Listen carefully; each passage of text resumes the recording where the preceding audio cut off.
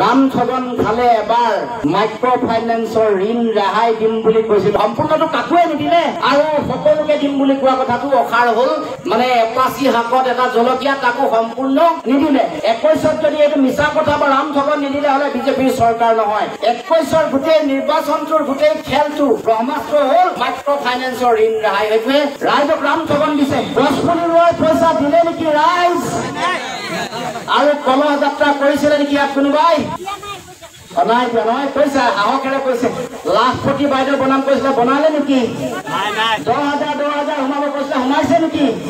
এতিয়া এইকেইদিন ইলেকশ্যনৰ model code of conduct ভাঙি পিনে তেওঁলোকে ট্ৰেডিং দি আছে আৰু কৈ আছে যে আপোনালোকৰ একাউণ্ট চেকাউণ্টবোৰ যদি বন্ধ হৈ আছে খুলি দিয়ক, পঞ্চায়ত নিৰ্বাচন গ'লে পইচা হুৰহুৰকে সোমাব বুলি কৈছে। আৰু ফোন কৰি কৈছে যে ওলাই নাহিব, লুইনৰ লগ নিদিব, লগ দিলে অৰুণোদয় কাটিব। ৰাম ছগন আৰু নাখাব ৰাইজ। 5,000 কোটি টকা এতিয়াও পাবলৈ বাকী আছে আমাৰ ঠিকাদাৰসকলে। মিউনিচিপালিটি টেক্স বাঢ়িলে, ছলিড ৱেষ্ট মেনেজমেণ্টৰ টেক্স বাঢ়িলে, বিদ্যুতৰ মাচুল বাঢ়িছে। 10 পইচা চৰকাৰে কমাই ডাঙৰকে তেওঁলোকে পেপাৰত এডভাৰটাইজমেণ্ট দিয়ে। যেতিয়া 50 পইচা বাঢ়ে, না নৱজিৎ কলিতাই জানে, না নগেন দাই জানে, না লুৰিণ গগৈ গম পায়, না সাধাৰণ জনগণে গম পায়। পেট্ৰল ডিজেল চিলিণ্ডাৰ দাম কিমান বাঢ়িলে আপোনালোকে সকলোৱে জানে। 440 আৰু 450ৰ চিলিণ্ডাৰ দাম 1100 কেনেকৈ তৎক্ষণাৎ পাৰ হৈ গুচি গ'ল আপোনালোকে সকলোৱে দেখিছে। সেই দামৰ কাৰণে 180% খোৱা বোৱা বস্তুৰ দাম বাঢ়িছে। আমাৰ সমাজখন সাম্প্ৰদায়িকতাৰ নামত বিভাজন কৰিবৰ কাৰণে বিভিন্ন অশুভ শক্তিয়ে বিভিন্ন ষড়যন্ত্ৰৰ কূটকৌশলত বাট ৰাখিছে। আইৰ মৰমৰ যিটো মাত, সেই মাতৃভাষা যাতে সদায় আমি জীয়াই ৰাখিব পাৰো, সেইটোৱে হ'ল আমাৰ দলৰ মূল চিন্তা আৰু আদৰ্শৰ তেজ সংকল্প। সেই লক্ষ্যৰ উদ্দেশ্য লৈ আমি কাম কাজ কৰি আহিছো। ৰাম ছগন খালে এবাৰ 21ৰ নিৰ্বাচনত মাইক্ৰ' ফাইনেন্সৰ ঋণ ৰেহাই দিম বুলি কৈছিল, সকলোকে দিব আৰু সম্পূৰ্ণ দিব। সম্পূৰ্ণটো কাকোৱে নিদিলে আৰু সকলোকে দিম বুলি কোৱা কথাটো অসাৰ হল। মানে এপাচি শাকত এটা জলকীয়া তাকো সম্পূৰ্ণ নিদিলে। 21ত যদি এইটো মিছা কথা বা ৰাম ছগন নিদিলে হলে বিজেপিৰ চৰকাৰ নহয়। 21ৰ গোটেই নিৰ্বাচনটোৰ গোটেই খেলটো ব্ৰহ্মাস্ত্ৰ হল মাইক্ৰ' ফাইনেন্সৰ ঋণ ৰেহাই। সেইটোৱে ৰাইজক ৰাম ছগন দিছে। ৰাম ছগন আৰু নাখাব ৰাইজ। 10 কোটি ৰূপৰ পইচা দিলে নেকি ৰাইজ? আৰু কলহ যাত্ৰা কৰিছিলে নেকি ইয়াত কোনোবাই? নাই দিয়া নহয়, কৈছে সাহসেৰে কৈছে।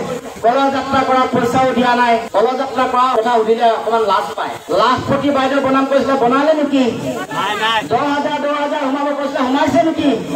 এতিয়া এইকেইদিন ইলেকশ্যনৰ মডেল কোড অফ কণ্ডাক্ট ভাঙি পিনে তেওঁলোকে ট্ৰেডিং দি আছে আৰু কৈ আছে যে আপোনালোকৰ একাউণ্ট চেকাউণ্টবোৰ যদি বন্ধ হৈ আছে খুলি দিয়ক, পঞ্চায়ত নিৰ্বাচন গ'লে পইচা হুৰহুৰকে সোমাব বুলি কৈছে। আৰু ফোন কৰি কৈছে যে ওলাই নাহিব, লুৰিণৰ লগ নিদিব, লগ দিলে অৰুণোদয় কাটিব। চৰকাৰখনৰ যিটো ভূমিকা, যি ধৰণৰ তেওঁলোকৰ কাম কাজ, সেইবোৰৰ পৰা ৰাইজৰ নিজৰে অভিজ্ঞতা হৈছে। ৰাইজে গম পাইছে যে কেনেকৈ চৰকাৰ চলি আছে, কেনেকৈ সমাজ চলি আছে। আমাৰ ওচৰত ব্যৱসায়ীসকল আছে, তেওঁলোকে গম পায় যে এতিয়া তেওঁলোকে ব্যৱসায় কৰি আছে নে তেওঁলোকে GST অফিচলৈ যোৱা তেওঁলোকে কেৰাণীৰ ভূমিকা পালন কৰিব লাগে, এই কথা তেওঁলোকে গম পায়। 5,000 কোটি টকা এতিয়াও পাবলৈ বাকী আছে আমাৰ ঠিকাদাৰসকলে। তাৰ মানে কেইজনমান ঠিকাদাৰে টকা পোৱাত বাদ দি আমাৰ যিসকল নতুন ঠিকাদাৰ উঠি আহিছিল, যোনে 1 কোটি 2 কোটি 5 কোটি 10 কোটি 50 কোটি কাম কৰিব পাৰিছিল, সেইসকলক বিজেপি চৰকাৰে মাৰি পেলাব, অসমীয়া ঠিকাদাৰসকলক মাৰি পেলাব। গতিকে ৰাইজ, এইবোৰ কথা নিজে উপলব্ধি কৰাৰ বিষয়ে মই বহুবাৰ কৈ আহিছো। ৰাইজে এই কথা বহুবাৰ দেখি আহিছে। কাটলৰ পূজা কেনেকৈ বাঢ়িছে, কেনেকৈ মিউনিচিপালিটি টেক্স বাঢ়িলে, কেনেকৈ ছলিড ৱেষ্ট মেনেজমেণ্টৰ টেক্স বাঢ়িলে, কেনেকৈ বিদ্যুতৰ মাচুল বাঢ়িছে, আপোনালোকে সকলোৱে দেখিছে, শুনিছে, বুজিছে। 10 পইচা চৰকাৰে কমাই ডাঙৰকে তেওঁলোকে পেপাৰত এডভাৰটাইজমেণ্ট দিয়ে। যেতিয়া 50 পইচা বাঢ়ে, না নৱজিৎ কলিতাই জানে, না নগেন দাই জানে, না লুৰিণ গগৈ গম পায়, না সাধাৰণ জনগণে গম পায়। আপোনালোকে সকলোৱে নিজে দেখিছে যে কেনেকৈ সাধাৰণ জনগণে জীৱন জীৱিকা আগবঢ়াই লৈ যাব লগা হৈছে। খোৱা বোৱা সামগ্ৰী দি চুইচাই দাম, সেই দামৰ কাৰণে 180% খোৱা বোৱা বস্তুৰ দাম বাঢ়িছে। পেট্ৰল ডিজেল চিলিণ্ডাৰ দাম কিমান বাঢ়িলে আপোনালোকে সকলোৱে জানে।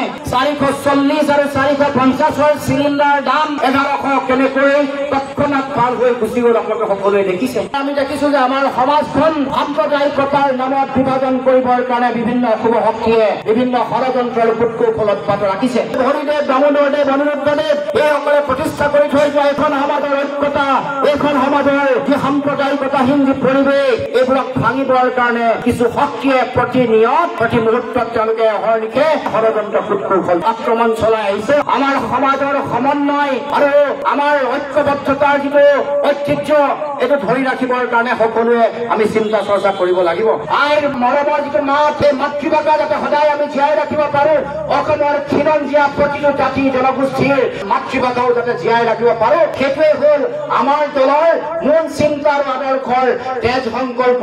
সেই লক্ষ্যৰ উদ্দেশ্য লৈ আমি কাম কাজ কৰি আহিছো। এইবাৰ জনগণে কৈছে যে ভাল যিসকল প্ৰাৰ্থী আছে উপযুক্ত সেইসকল প্ৰাৰ্থীক আগবঢ়াই দিব লাগে যাতে অসমত গুণগত ৰাজনীতিৰ এটা পৰিৱেশ তৈয়াৰ হয়। গান্ধীজীৰ যি পঞ্চায়তী ৰাজ ব্যৱস্থা য'ত গ্ৰাম স্বৰাজৰ কথা কোৱা হৈছে, তাত কোৱা হৈছে যে ভাৰতবৰ্ষ বা অসমৰ ৮০%তকৈ বেছি মানুহ গাঁৱত থাকে। সেইকাৰণে দেশৰ ৰাজ্যৰ এটা জাতিৰ মূল আত্মাটো জীয়াই আছে গাঁওসমূহত, প্ৰাণ জীয়াই আছে গাঁৱত। সেইকাৰণে গাঁৱৰ মানুহৰ প্ৰকৃত উন্নয়ন যেতিয়ালৈকে নহব, গাঁৱত যেতিয়ালৈকে যোগাযোগ ব্যৱস্থা, স্বাস্থ্য, খোৱা পানী, শিক্ষা যেতিয়ালৈকে ৰাইজে প্ৰকৃত অধিকাৰ নাপাব, সামগ্ৰিকভাৱে সমাজৰ উন্নয়ন কেতিয়াও হ'ব নোৱাৰে। সেইকাৰণে অসম জাতীয় পৰিষদে আমাৰ নিৰ্বাচনী ইস্তাহাৰত কৈছো গাঁৱৰ মানুহৰ হাতত আমি স্বাৱলম্বনৰ পথ দিব খোজো। গাঁৱৰ মানুহক প্ৰকৃত অধিকাৰ দিবৰ কাৰণে আমি আমাৰ নিৰ্বাচনী ইস্তাহাৰত কৈছো সপোনৰ পঞ্চায়তী ৰাজ ব্যৱস্থা প্ৰতিষ্ঠা কৰি স্বচ্ছ